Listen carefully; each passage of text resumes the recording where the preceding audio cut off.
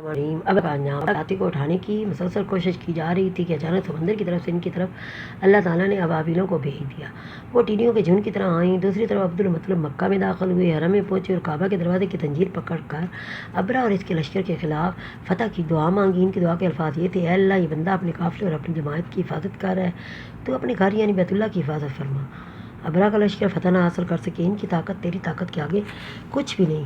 آج صلیب کامیاب نہ ہو۔ صلیب کا لفظ اس لیے بولا کہ ابرہ عیسائی تھا اور صلیب کو عیسائی اپنے نشان کے طور پر ساتھ لے کر چلتے ہیں۔ اب انہوں نے اپنی قوم کو ساتھ لیا اور ہیرا پہاڑ پر چڑھ گئے، کیونکہ ان کا خیال تھا وہ ابرہ کا مقابلہ نہیں کر سکیں گے۔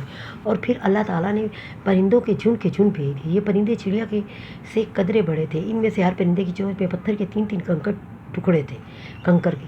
یہ پتھر پرندوں نے ابرہ کے لشکر پر گرانے شروع کیے۔ جو یہ پتھر ان پر گرے، ان کے ٹکڑے ہو گئے، بالکل اس طرح جیسے آج کسی جگہ اوپر سے بم گرایا جائے تو جسموں کے ٹکڑے اڑ جاتے ہیں۔ ابرہ کا ہاتھی محمود البتہ ان کنکروں سے محفوظ رہا، باقی سب ہاتھی تہس نہس ہو گئے۔ یہ ہاتھی 13 عدد تھے، سب کے سب کھائے ہوئے نحوست کے مانند ہو گئے، جیسے کہ سورہ فیل میں آتا ہے۔ ابرہ اور اس کے کوئی ساتھی تباہی کا یہ منظر دیکھ کر بری طرح بھاگے، لیکن پرندوں نے ان کو بھی نہ چھوڑا۔ ابرہ کے بارے میں طبقات میں لکھا ہے کہ اس کے جسم کا ایک ایک عضو الگ ہو کر گرتا چلا گیا، یعنی وہ بھاگ رہا تھا اور اس کے جسم کا ایک ایک حصہ الگ ہو کر گر رہا تھا۔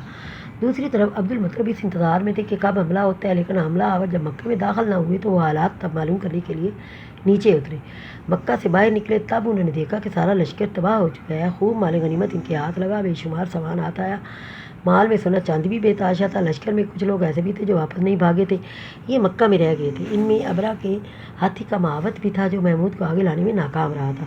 ہمارے نبی حضرت محمد صلی اللہ علیہ وسلم اس واقعے کے چند دن بعد پیدا ہوئے۔ آپ جس مکان میں پیدا ہوئے وہ صفا پہاڑی کے قریب تھا۔ حضرت کعب احبار رضی اللہ تعالیٰ روایت کرتے ہیں کہ میں نے تورات میں پڑھا تھا رسول صلی اللہ علیہ وسلم کی پیدائش مکہ میں ہو گئی۔ یہ کعب پہلے یہودی تھے، اس لیے تورات پڑھا کرتے تھے۔ دنیا میں آتے ہی حضور صلی اللہ علیہ وسلم روئے۔ حضرت عبدالرحمن بن عوف رضی اللہ تعالیٰ کی والدہ کہتی ہیں کہ جب حضرت آمنہ کی ولادت ہوئی تو وہاں میں موجود تھی۔ آپ صلی اللہ علیہ وسلم میرے ہاتھوں میں آئے، یہ غالباً دائیا تھی، ان کا نام شفا تھا۔ فرماتی ہے جب آپ میرے ہاتھوں میں آئے تو روئے۔ آپ کے دادا عبدالمطلب کو آپ کی ولادت کی اطلاع دی گئی، وہ اس وقت خانہ کعبہ کا طواف کر رہے تھے۔ اطلاع ملنے پر گھر آئے، بچے کو گود میں لیا۔ اس وقت آپ کی والدہ نے ان سے کہا یہ بچہ عجیب ہے، سجدے کی حالت میں پیدا ہوا ہے، یعنی پیدا ہوتے ہی اس نے پہلا سجدہ کیا، پھر سجدے سے سر اٹھا کر انگلی آسمان کی طرف اٹھائی۔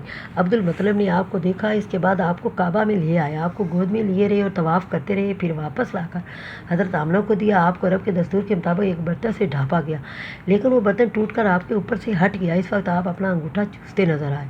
اس موقع پر شیطان بری طرح چیخا۔ تفسیر ابن مخلد میں ہے کہ شیطان صرف 4 مرتبہ چیخا۔ پہلی مرتبہ اس وقت جب اللہ تعالیٰ نے اسے ملعون کر ٹھہرایا، دوسری بار اس وقت جب اسے زمین پر اتارا گیا، تیسری بار اس وقت چیخا جب حضرت صلی اللہ علیہ وسلم کی پیدائش ہوئی، اور چوتھی مرتبہ اس وقت چیخا جب نبی صلی اللہ علیہ وسلم پر سورۃ فاتحہ نازل ہوئی۔ اس موقع پر حضرت حسان بن ثابت رضی اللہ تعالیٰ کہتے ہیں میں 8 سال کا تھا، جو کوئی دیکھتا اور سنتا تھا اس کو سمجھتا تھا۔ ایک صبح میں نے یثرب یعنی مدینہ منورہ میں ایک یہودی کو دیکھا، وہ اونچے ٹیلے پر چڑھ کر چلا رہا تھا۔ لوگ اس یہودی کے گرد جمع ہو گئے، بولے کیا بات ہے، کیوں چیخ رہے ہو؟ یہودی نے جواب دیا احمد کا ستارہ طلوع ہو گیا اور وہ آج پیدا ہو گئے ہیں۔ حضرت حسان بن ثابت رضی اللہ تعالیٰ بعد میں 60 سال کی عمر میں مسلمان ہوئے۔ 120 سال کی عمر میں انہوں نے وفات پائی، گویا ایمان کی حالت میں 60 سال زندہ رہے۔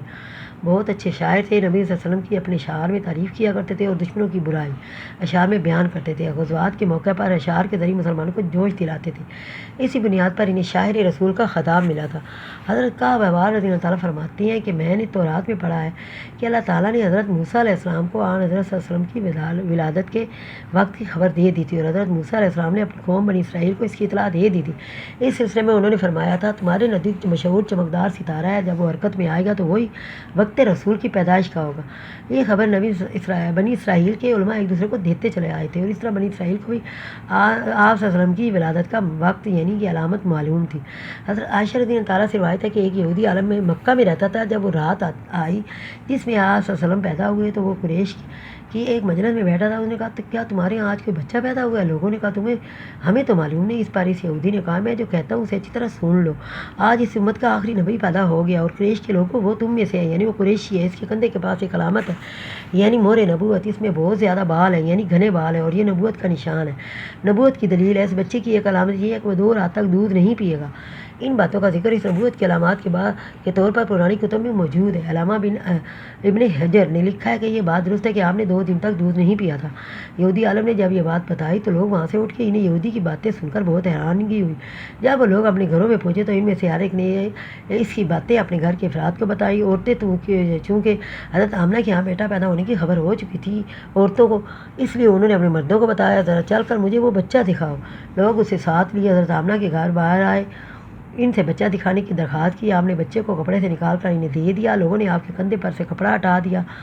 یہودی کی نظر جوں ہی مہر نبوت پر پڑی وہ فوراً بے ہوش ہو کر گر پڑا۔ اسے ہوش آیا تو لوگوں نے اس سے پوچھا تمہیں کیا ہو گیا تھا؟ جواب میں اس نے کہا میں اس غم سے بے ہوش ہوا تھا کہ میری قوم میں سے نبوت ختم ہو گئی، اور اے قریشیو اللہ کی قسم یہ بچہ تم پر زبردست غلبہ حاصل کرے گا اور اس کی شہرت مشرق سے مغرب تک پھیل جائے گی۔